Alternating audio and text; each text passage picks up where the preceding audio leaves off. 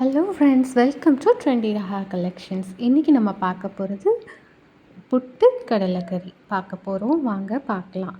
இப்போது புட்டு பண்ணிக்கலாம். புட்டு பண்ணுறதுக்கு ஃபஸ்ட்டு சுடு தண்ணி வச்சுக்கோங்க. சுடு தண்ணி ரெடி பண்ணிவிட்டு புட்டு மாவு ஆட் பண்ணிக்கலாம். புட்டு மாவு 1/4 கப்பு போடுறேன்.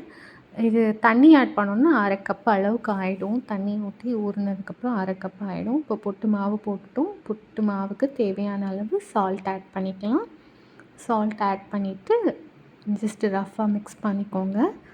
சால்ட் எல்லா இடத்துலையும் மிக்ஸ் ஆகிற மாதிரி மிக்ஸ் பண்ணிக்கோங்க. அதுக்கப்புறம் சுடு தண்ணி தெளித்து புட்டு மாவு இது பண்ணிக்கலாம். சுடு தண்ணி கொஞ்சமாக ஆட் பண்ணிக்கோங்க.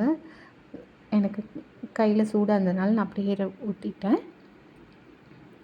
சுடு தண்ணி ஊற்றிட்டு நல்லா மிக்ஸ் பண்ணிக்கோங்க. சுடு தண்ணி ஊற்றினோடனே அப்படியே பூ மாதிரி ஆகிடும் மாவு. பச்சை தண்ணி ஊற்றாதீங்க, சுடு தண்ணி ஊற்றிக்கோங்க. அப்போ புட்டு ரொம்ப சாஃப்டாக வரும்.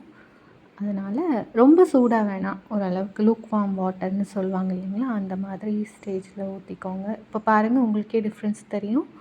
நல்லா பாருங்கள், பூ மாதிரி ஆகிடுக்கும் மாவு. இப்போ 1/2 கப் அளவுக்கு ஆகிடுக்கும். 1/4 கப்பு மாவு தான் போட்டோம், ஆனால் மாவு நிறையா இருக்குது பார்த்தீங்களா. இப்போ நல்லா எல்லா இடத்துலையும் அந்த உப்பும் தண்ணியும் மிக்ஸ் ஆகணும். ஸோ அந்த அளவுக்கு நல்லா மிக்ஸ் பண்ணிக்கோங்க. கட்டி கட்டி ஆகாமல் அதை நல்லா அமுத்தி நல்லா மிக்ஸ் பண்ணிக்கோங்க. எது பக்குவம்னா அப்படியே நம்ம பிடிச்சோன்னா கொழக்கட்டை மாதிரி வரணும். அதுதான் அதோட பக்குவம். பிடிச்சி பாருங்கள், கொழக்கட்டை மாதிரி வரணும். கொழக்கட்டை மாதிரி வந்துடுச்சுன்னா நம்ம அதுக்கப்புறம் புட்டுக்குழலில் போட்டுடலாம். பாருங்கள், வந்துடுச்சு. ஸோ அதை உடச்சி விட்டுட்டு இனி புட்டு செய்கிற டூல் எடுத்துக்கோங்க. அதில் கொஞ்சம் தேங்காய் ஆட் பண்ணிக்கலாம். ஃபஸ்ட்டு தேங்காய் ஆட் பண்ணிவிட்டு அதுக்கப்புறம் புட்டு மாவு ஆட் பண்ணிக்கலாம். கொஞ்சம் கொஞ்சமாக ஆட் பண்ணிக்கோங்க. நான் புட்டு மாவு, தேங்காய், திரும்பி புட்டு மாவு, அப்புறம் தேங்காய் போடுறேன். நீங்கள் நடுவில் தேங்காய் வேண்டான்னா அதை அப்படியே விட்டுருங்க. இல்லை நடுவில் தேங்காய் வேணும்னா தேங்காய் ஆட் பண்ணிக்கோங்க. ஸோ பேட்சாக கொஞ்சம் கொஞ்சமாக போட்டுக்கலாம். இதில் ஸ்வீட் வேணும்னு நினைக்கிறவங்க நடுவில் தேங்காய், வெல்லம் சேர்த்திக்கலாம். இல்லை நாட்டு சர்க்கரை, கரும்பு சர்க்கரை அந்த மாதிரி கூட ஆட் பண்ணிக்கலாம். அது குழந்தைங்களுக்கு ரொம்ப பிடிக்கும். நீங்கள் அது வேணும்னா அதை ஆட் பண்ணிக்கோங்க.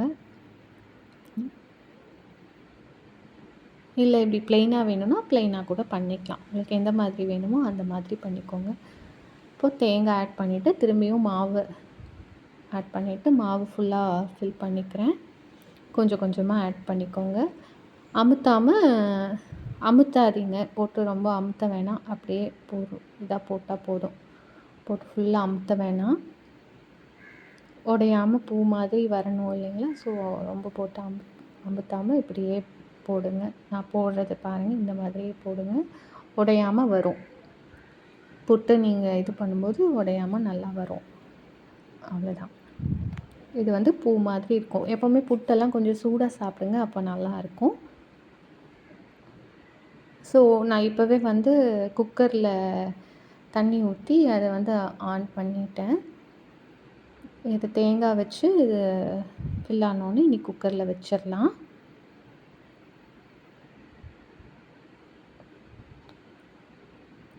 இனி இதில் மூடி குக்கரில் வச்சிடலாம்.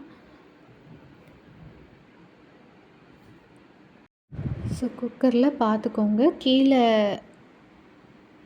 கீழே ஒரு ஓட்டை மாதிரி இருக்கும். அதில் தான் அந்த ஸ்டீம் போய் வேகணும். ஸோ அதை பார்த்து ஃபிக்ஸ் பண்ணிக்கோங்க. அவ்வளோதான். இது ஒரு 5 மினிட்ஸ்லேயே ரெடி ஆகிடும். 5 to 6 மினிட்ஸ்லேயே ரெடி ஆகிடும். மேலே பாருங்கள், ஸ்டீம் வருது. ஸ்டீம் நல்லா புட்டு வாசம் வரும். 5 மினிட்ஸ்லேயே ரெடி ஆகிடும். அவ்வளோதான், புட்டு ரெடி ஆகிடுச்சு.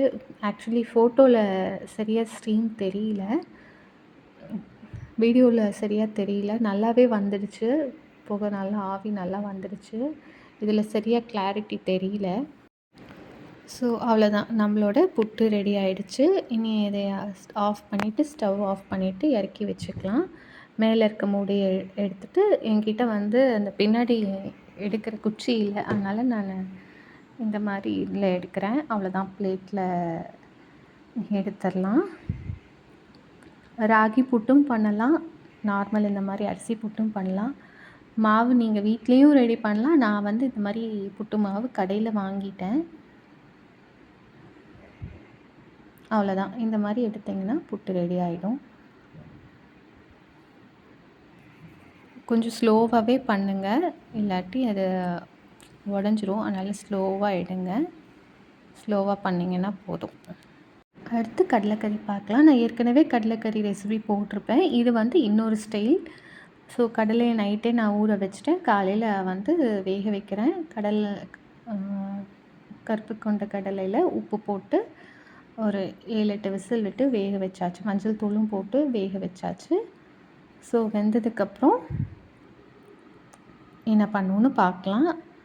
இனி ஒரு பேனில் கொஞ்சம் தேவையான அளவு ஆயில், சோம்பு, சீரகம் எல்லாம் போட்டுட்டு ஒரு ஆனியன் ஒரு தக்காளி ஆட் பண்ணிக்கலாம்.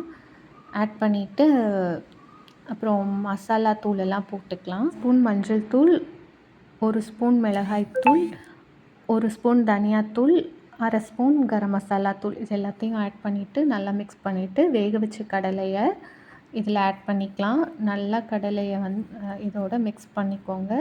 இனி மிக்சியில் கொஞ்சோண்டு ஒரு 3 ஸ்பூன் தேங்காய், கொஞ்சம் எடுத்து வச்ச கடலையும் போட்டு பேஸ்ட் பண்ணி அதை இந்த கடலைக்கறியோடு ஆட் பண்ணிடுங்க. அவ்வளோதான், நம்ம கடலைக்கறி ரெடி ஆகிடுச்சு. புட்டும் ரெடி ஆகிடுச்சு. நீ சர்வ் பண்ணலாம். இந்த புட்டும் கடலைக்கறியும் பிடிச்சிருந்தா லைக் பண்ணுங்கள், சப்ஸ்கிரைப் பண்ணுங்கள். இந்த கடலைக்கறி ரொம்ப ஈஸியான மெத்தட், டேஸ்ட்டாகவும் இருக்கும். இந்த ரெசிபி செஞ்சு பார்த்துட்டு கமெண்ட் பாக்ஸில் எப்படி இருந்தது சொல்லுங்கள். தேங்க்யூ. தேங்க்ஸ் ஃபார் வாட்சிங்.